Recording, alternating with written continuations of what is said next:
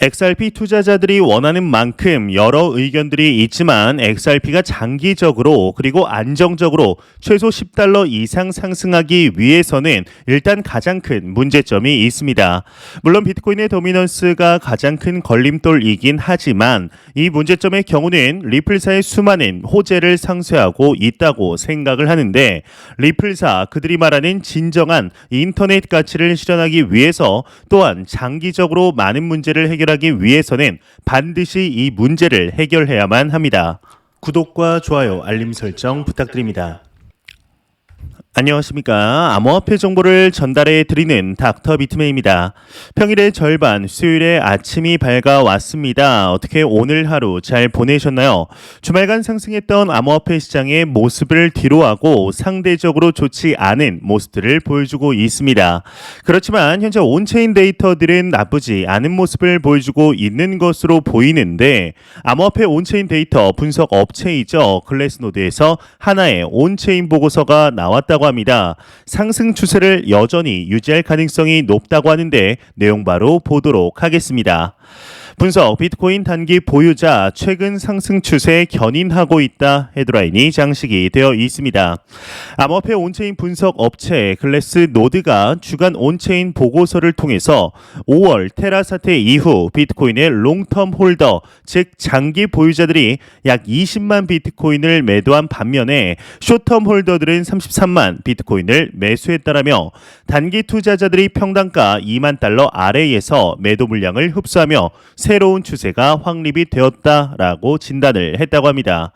이 보고서는 일반적으로 단기 투자자들은 강세장에서 높은 가격에 비트코인을 매수하고 낮은 가격에 매도하는 경향이 있지만, 올 5월에서 6월에는 저렴한 가격에 비트코인을 매수하면서 건전한 다이버전스가 발생을 하였다. 이어서 이러한 흐름은 시장 회복의 시그널이 될 수 있다라며, 향후 단기 투자자들이 비트코인을 계속 보유할 것인지 여부가 관전 포인트다라고 덧붙였다고 합니다. 이제 어제는 비트코인 무기한 선물 펀딩비 기준으로 볼 때 온체인 데이터상 상승 추세가 강하다라는 분석이 나왔었는데요. 이러한 것들이 지금의 하락 자체가 이제 하락 추세 전환이라기보다는 단순한 조정으로 보는 것이 맞지 않을까 생각이 듭니다. 이제 돌이켜보면 그간에 쉼없이 상승했던 것이 사실이었죠. 이제 물론 4달 전 가격이었던 $4만 비교를 하면 마음이 아픈 가격대이지만 말이죠. 이런 소식과 더불어서 리플 XRP에 관한 소식이 오늘 새롭게 하나가 나왔습니다. 이제 현재 리플사의 경우는 SEC와 미등록 증권 소송으로 힘든 시간들을 보내고 있는데요. 그럼에도 현재 비즈니스적인 측면 나쁘지 않은 모습들을 보여주고 있죠. 이에 오늘 하나의 새로운 소식이 나왔습니다. 이제 리플사가 SBI 리밋과 함께 일본과 태국 간의 송금 간소화 프로젝트를 시작했다고 하는데요. 최근에 이제 증권 이슈만 나오다가 이러한 소식이 나오니 반가운 것 같은데, 일단 내용 보도록 하겠습니다. 리플, SBI 리밋과 일본, 태국 송금 간소화 프로젝트를 시작하였다 헤드라인이 장식이 되어 있습니다. 유투데이에 따르면 리플이 SBI 리밋과 함께 일본과 태국 간의 송금 간소화 목적 공동 프로젝트를 시작했다고 밝혔다고 합니다. 일본 최대 결제 서비스 제공 업체인 SBI 리밋의 경우는 리플렛 기술을 기반으로 일본 거주 태국인을 대상으로 송금 서비스를 제공하며 시암상업은행이 태국 측 대표로 참여한다고 하는데요. 리플은 최신 연구 보고서를 통해서 2025년까지 전 세계 금융기관의 76%가 블록체인 및 암호화폐를 사용할 예정이라면서, 규제 압력에 직면한 미국과 달리 이제 아시아 태평양 지역은 점진적인 암호화폐 규제 및 혁신에 따라 크게 성장하고 있다. 리플의 아시아 확장엔 가장 합리적인 전략이다라고 진단을 했다고 합니다. 이미 전 영상에서 말씀을 드렸듯이 2018년 당시 일본의 47개의 은행과 리플사 간의 파트너십 체결이 진행이 되었으며, 이 기사에서 나오는 태국의 3대 은행 중 한 곳인 시암뱅크 또한 2019년 이미 리플 기반의 해외 송금 서비스를 지원하겠다라는 입장을 밝히게 되었습니다. 이제 전 세계에서 리플사의 시스템이 들어가지 않은 나라를 찾는 것이 오히려 더욱 힘들 지경인데 현재 리플사의 경우는 XRP 발행량을 1,000억 개로 제한을 해두었습니다. 이 발행량 중 대부분을 리플사가 보유하고 있죠. 리플 홀딩스의 물량을 제외하더라도 이제 700억 개가 넘는 상황인데 에스크로 락업 물량을 리플사 임의로 조정할 수는 없다고는 하지만 리플사의 소유인 것은 명확한 사실이죠. 이제 XRP 투자자들이 원하는 만큼 여러 의견들이 있지만 XRP가 장기적으로 그리고 안정적으로 최소 $10 이상 상승하기 위한 가장 큰 문제점이 있다고 생각을 합니다.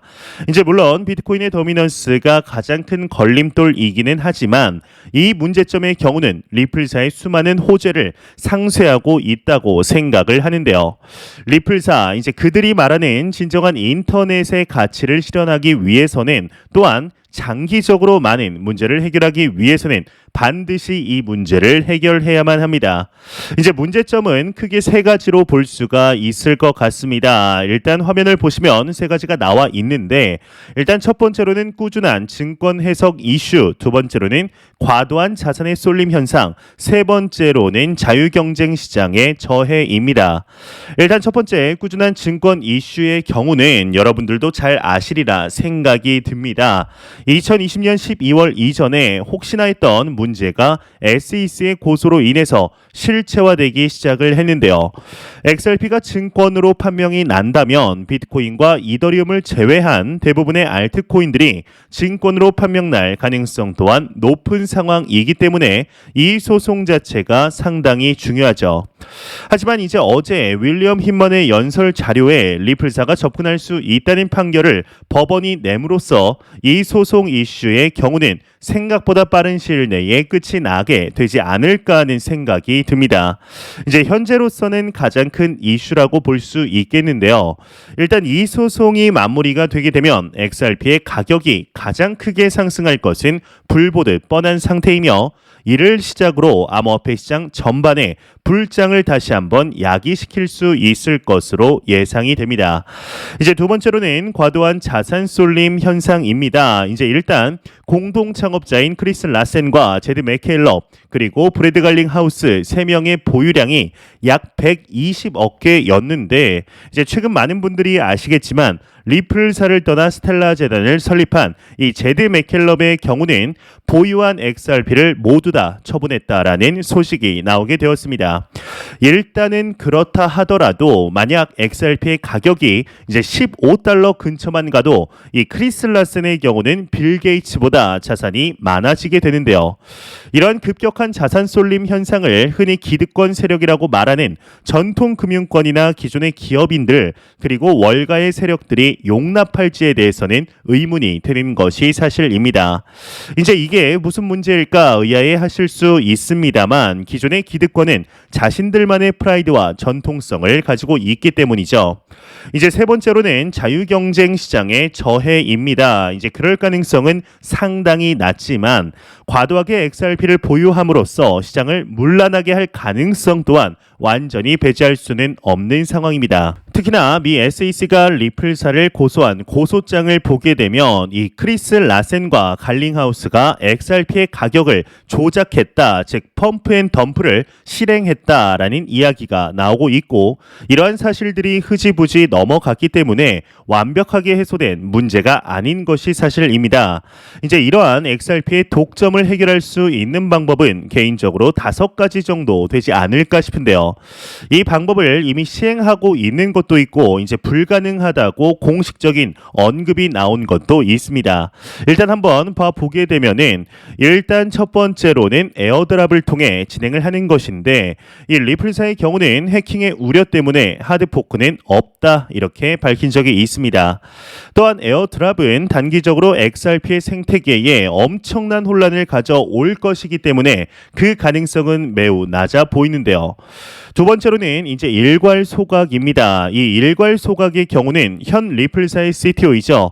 데이비드 슈왈츠가 이야기를 한 적이 있었습니다.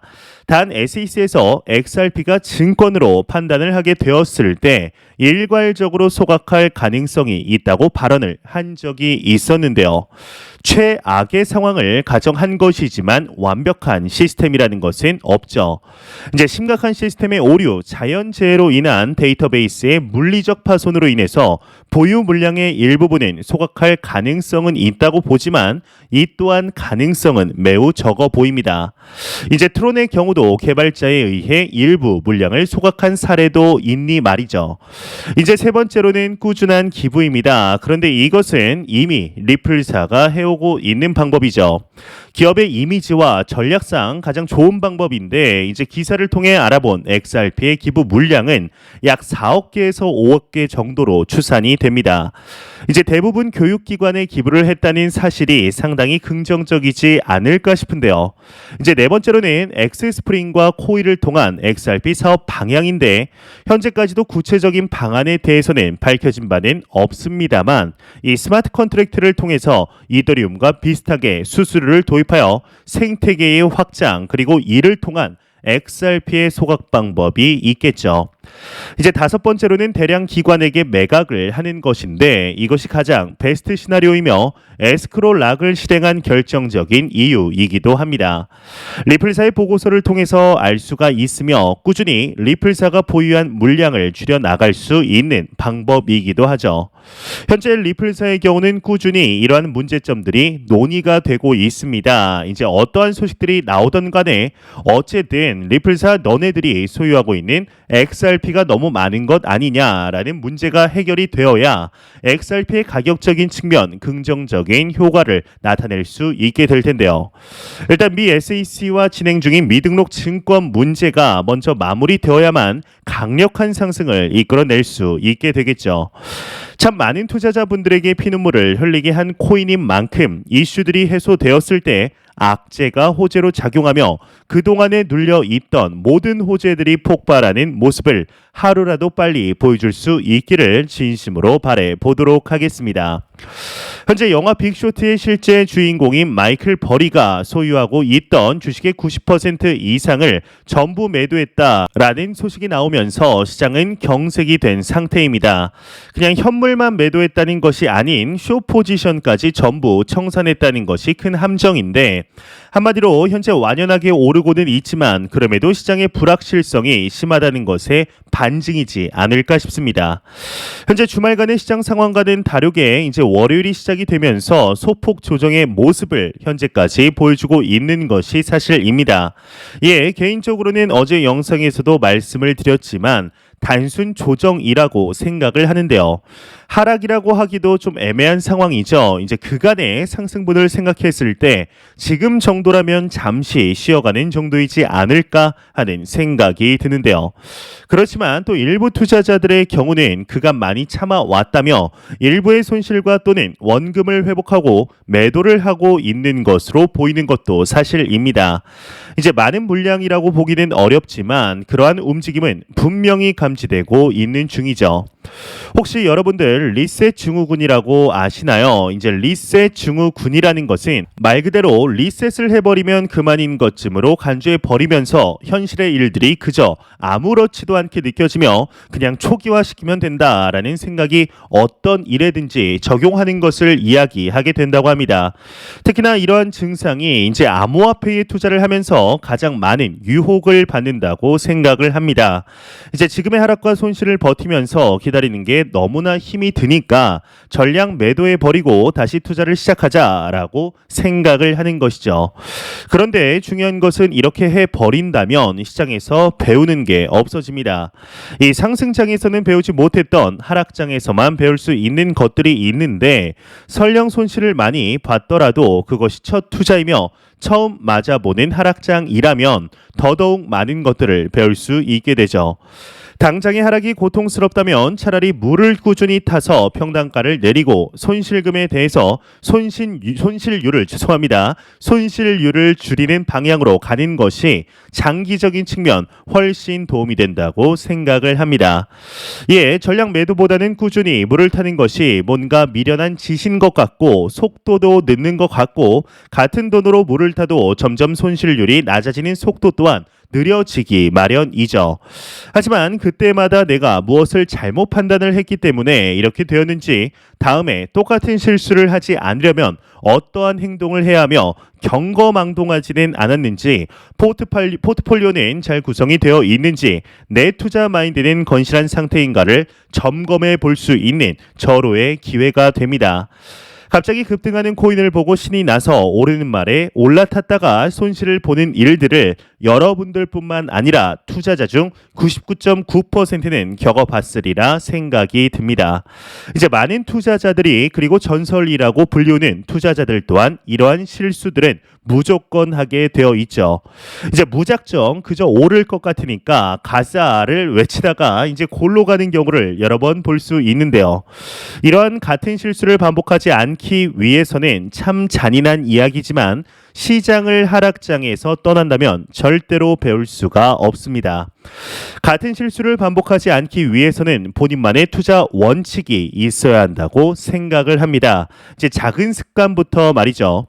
이 투자라는 것은 하루아침에 완성되는 것이 아니며 하루아침에 부자가 되는 것이 절대로 아닙니다. 씨앗에서 나무로 성장을 하듯이 매일매일 꾸준히 물을 주며 욕심부리지 않고 인내심을 가지며 장기적으로 바라보는 안목이 필요하게 됩니다.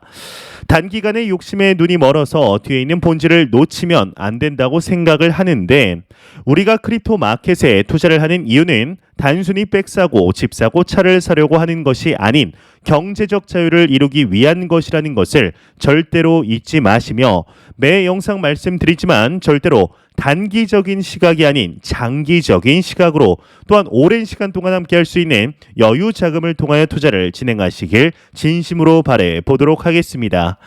제가 준비해온 소식은 여기까지입니다. 영상이 도움이 되셨다면 구독과 좋아요 그리고 광고 한 편만 처음부터 끝까지 시청 부탁드립니다.